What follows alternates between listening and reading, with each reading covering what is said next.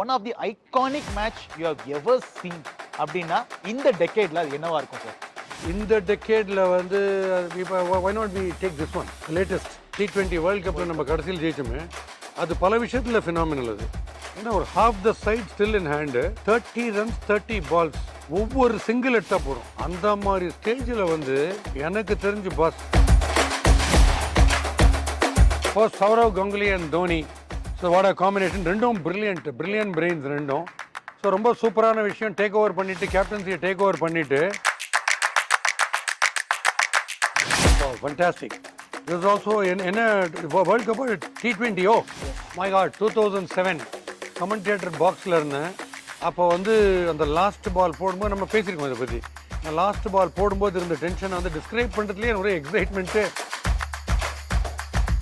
Medicine Holiday Resort CK with TK presented by Tamil Matrimony and Velamall Nexus.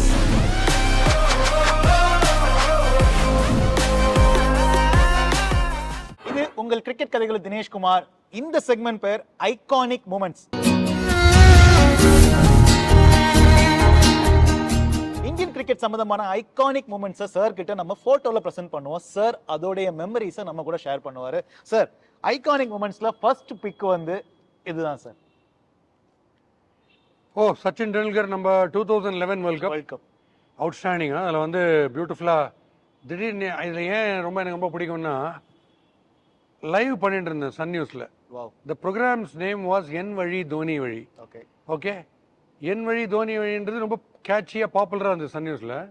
அப்போது நடுவில் ஒரு collar வந்து, நான் என் வழி தோனி வழின்றீங்க, கரெக்டாக தான் வச்சுக்கிறீங்க, தோனி வழிகிறாருன்னாரு. நான் சொன்னேன், இன்னைக்கு பெட்டு. இப்போ நீங்கள் வேணால் பாருங்கள், இன்றைக்கி ஃபைனல்ஸில் தோனி ஃப்ரண்ட்டில் ஒரு பேட்டிங் வந்து அவர் தான் ஜெயிச்சு கொடுக்க போகிறாருன்னு. அன்றைக்கி ஃப்ரெண்டோட எம்சிசியில் பார்த்துருந்தேன், பிரசாதோட எம்சிசி பிக் ஸ்க்ரீனில். அப்போது தோனி உள்ளே வரதை பார்த்து, இப்போ தான்டா சொன்னேன் டிவியில், இது பாடுறா வர்றா அப்படின்னா கரெக்டாக அன்றைக்கி வந்து அடிச்சார.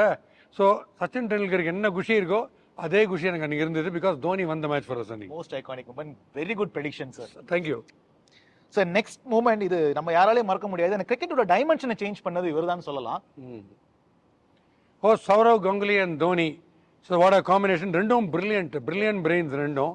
ஸோ ரொம்ப சூப்பரான விஷயம். டேக் ஓவர் பண்ணிட்டு, கேப்டன்சியை டேக் ஓவர் பண்ணிட்டு, அதில் வந்து as a mark of respect வந்து அவரை கடைசியில் கேப்டன்சி கொஞ்சம் நாள் பண்ண விட்டது ரொம்ப சூப்பர். பட் எல்லாமே ராங்காக சொல்லுவாங்க, இருக்கிற வெட்டரன்ஸ் எல்லாரையும் தள்ளிட்டார் தோனின்னா. எனக்கு அது ஞாபகம் வரல. பட் இது வந்து சூப்பர். ஏன்னா இவர் வந்து ஹைப்பர் பாசிட்டிவ். பிரணாய் ராய் கொடுத்த இன்டர்வியூலேயே நான் பார்த்தேன், நான் மார்னிங் எழுந்த உடனே இன்னைக்கு நான் ஜெயிக்கிறேன், பெஸ்ட் தான் நடக்கும்னு சொல்லி எழுந்து பேணுவார் கங்குலி. அதை சொல்லாமல் பண்ணவர் தோனி. ஸோ பியூட்டிஃபுல் பேர் இது and great gesture by Dhoni. Brilliant sir, brilliant. Sir, இந்த மூமெண்ட் வந்து நம்மளுடைய இந்தியன் கிரிக்கெட் ஹிஸ்டரியை வந்து கண்டிப்பாக மாற்றிச்சுன்னு சொல்லலாம் 1983க்கு அப்புறமா. And that moment is this. Wow, fantastic. This is also என்ன world cup T20. Oh my God, 2007 commentator பாக்ஸில் இருந்தேன். அப்போ வந்து அந்த லாஸ்ட் பால் போடும்போது நம்ம பேசியிருக்கோம் இதை பற்றி. இந்த லாஸ்ட் பால் போடும்போது இருந்த டென்ஷனை வந்து டிஸ்கிரைப் பண்ணுறதுலேயே ஒரு எக்ஸைட்மெண்ட்டு. நாங்களே வந்து மேட்ச்சை ஜெயிச்ச மாதிரி குதிச்சிருந்தோம் அன்றைக்கி ESPN ஸ்டூடியோவில். அன்ஃபர்கெட்டபிள். அதுவும் எஸ்பெஷலி தோனி ஸ்கூல் ஜோகிந்தர் சர்மாட்ட பாலை கொடுத்துட்டு, உனக்கு என்ன தோன்றதோ போடுன்னு இருந்துச்சுங்களா. அதெல்லாம் வந்து ஹிஸ்ட்ரியில் வரும், ஒரு சாப்டராக வரும். Extraordinary, top class. Sir, sportsmanship பற்றி நம்ம நிறைய பேசியிருக்கோம். Cricket sportsmanship and discipline all together. But ஆனால் நம்ம விராட் கோலி பற்றி என்னதான் பேசினாலும் இந்த மூமெண்ட் விராட் கோலி வந்து கண்டிப்பாக காட் லாட் ஆஃப் ஹை பால்ஸ்ன்னு சொல்லலாம். கிரேட். அதாவது நார்மலாக கூலாக தோனி மாதிரி ஒருத்தர் இருக்கிறவர் வந்து கூல் டவுன்னு சொல்லி இன்னொருத்தரை வந்து சாந்தப்படுத்துறது, இன்னொருத்தரை ரெஸ்பெக்ட் பண்ணுங்கன்னு சொல்கிறது நார்மல். பிளட்டி அக்ரெசிவ் அண்ட் வைப்ரண்ட்டாக இருக்கிற ஒரு விராட் கோலி, அவருக்கும் இவருக்கும் இவர் இப்போ வந்து பாபர் அசாமை வந்து விராட் கோலியோட கம்பேர் பண்ணுற மாதிரி ஸ்டீவ் ஸ்மித்தை பண்ணினே இருந்தாங்க. விராட் கோலி வந்து எனிமி லெவலில், ஏன்னா நடுவில் இவர் கூட பிரெயின் ஃபேடுலாம் சொன்னார். ஏதோ சிக்னல் பண்ணுவது உள்ளேருந்து, அது மாதிரி பண்ணக்கூடாதுன்னு கோலி அப்ஜெக்ட் பண்ணுவார். ஸ்டீவ் ஸ்மித்துக்கு அகேன்ஸ்டாக அப்ஜெக்ட் பண்ண கோலி, க்ரௌடு வந்து ஸ்டீவ் ஸ்மித்துக்கு அகேன்ஸ்டாக ரோர் பண்ணுறாங்கன்னு உடனே நோ ஷுடன்ட் டூ இட், இவர் கை தட்டுங்கன்னு சொல்லி பண்ணது வந்து hats off fantastic gesture. Other side of Virat Kohli தெரிஞ்சது இதில். So this moment, one of the Tamil Nadu players stole this moment and the whole Sri Lankan crowd supported India. நான் தனியாக ஒரு complement பண்ணி ஒரு மெசேஜ் அனுப்பிச்சேன்.